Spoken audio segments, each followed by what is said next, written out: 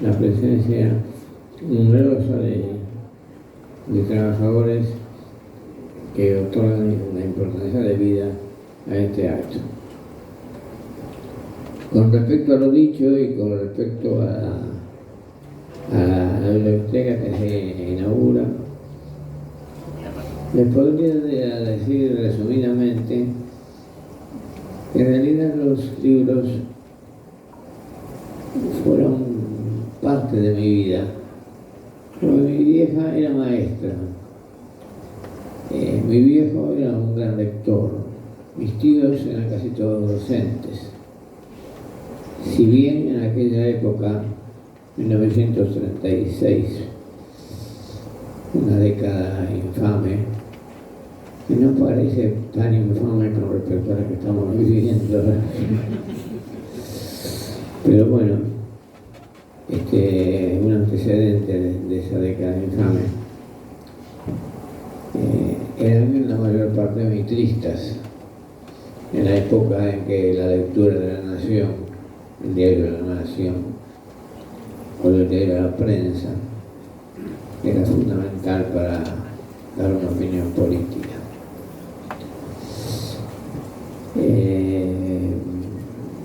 Así me ocurrió a mí como a tantos otros hasta los 20, 22 años que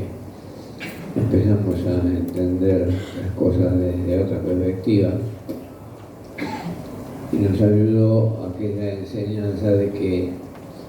las ideas dominantes en un país son las ideas de la clase dominante, porque la clase dominante tiene generalmente el poder de los medios, que ha sido nefasto en toda esa época y lo sigue siendo, con algunas excepciones. El control generalmente de las editoriales, el control de los figuras más prestigiosas, digamos, entre comillas,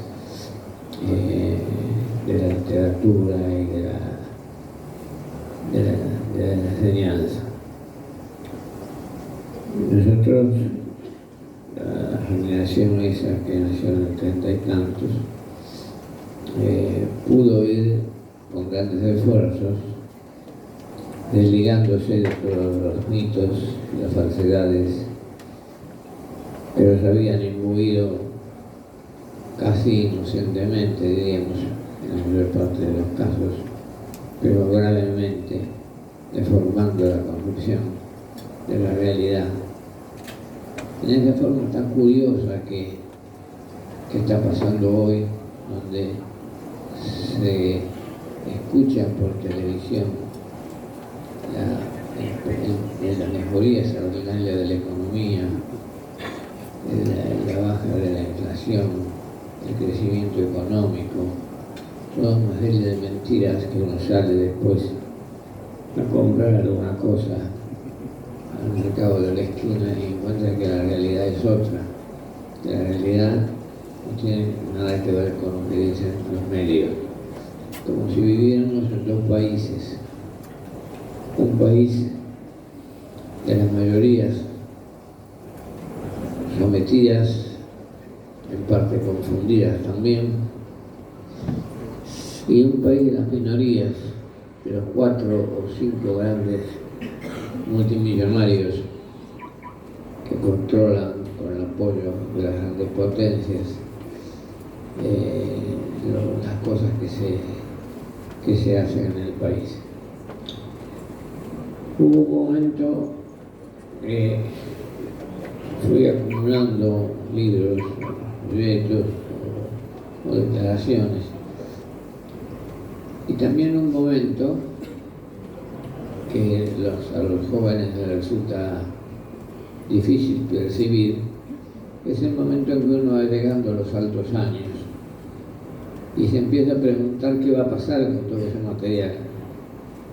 quién lo va a recoger, cómo va a permanecer para incidir en la formación, en la lucha de las nuevas generaciones. Recuerdo que una vez le comenté a Atahualpa Yupanqui que tenía alrededor de 6.000 libros, y que no sabía mucho qué hacer. Y ese era el lenguaje tan peculiar que tenía. Me dijo, che, pero eso es una temeridad de años, una temeridad de libros. En cierto sentido sí es una temeridad, por eso van mezclados algunos libros que regalados o comprados erróneamente, aunque prevalecen de los libros juntados la concepción nacional popular de justicia social de unidad latinoamericana, por los cuales se ha venido luchando. En realidad uno podría decir, si no fuera a incurrir en un terreno medio peligroso, que además de los 3 hijos que tuve en un matrimonio, uno de los cuales falleció a los pocos días, desgraciadamente, además de esos libros son mis hijos, porque si el presidente dice que tiene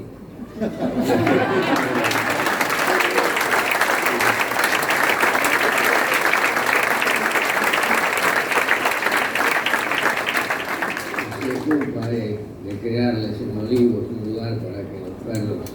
sean verdaderos hijos de él, yo tenía que pensar que esos hijos que eran mis libros tenían que tener un destino adecuado para que puedan perseverar, protegidos y siguieran cumpliendo el papel que habían intentado llevar a cabo por una Argentina liderada. Tiempo después de la conversación que tuvimos con Sergio,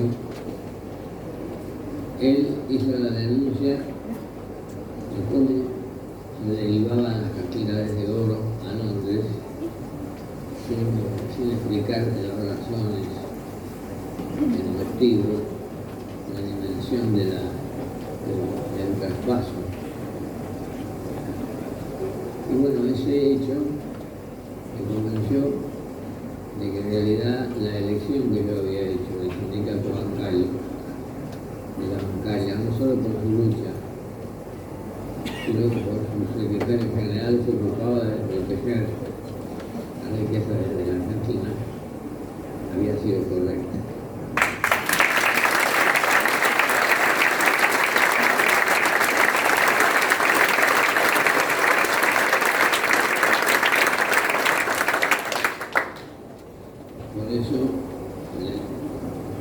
Por eso cuando me encontré con él hace un ratito, le dije, un gusto de conversar con un diputado, porque diputados son muchos, pero panqueques son muchos, y traidores son muchos, y sonsos son otros. Pero Sergio es uno de los pocos que rescata el honor del Congreso, ese Congreso que le molesta tanto al presidente de la Nación y que va a tratar de hacer lo posible por gobernar sin el Congreso. Entonces, todos un conjunto de libros, muchos de ellos provenientes del editorial Coligüe, donde un amigo me dio un gran apoyo, otros de un centro cultural Disépolo, como estuvimos abierto con nuestro propio esfuerzo durante 20 años, y que a veces incurríamos en algunas publicaciones que creo yo que están en buenas manos. Y para terminar, lo que puedo pedirles, aunque sé que está en ustedes llevarlo a cabo, es que prosigamos la lucha que desde esos libros se hizo con unas ideas que contrariaban las ideas de los reaccionarios, las ideas de los entreguistas del país, que no vale la pena recordar los nombres, pero que se reiteran una entrega en el país y después los otros gobiernos vuelven a ser ministros para volver a entregar el país. Pero bueno, esto creo yo, por eso que para mí es un orgullo que esos libros estén aquí y como despedirla, diríamos, para el cierre de esta intervención. Creo que la función de esos libros en estos momentos es resistir lo más que se pueda los embates de una derecha enloquecida que no tiene límites, ni siquiera en el lenguaje, y que quiere arrasar con todo y destruir todo, porque su filosofía es que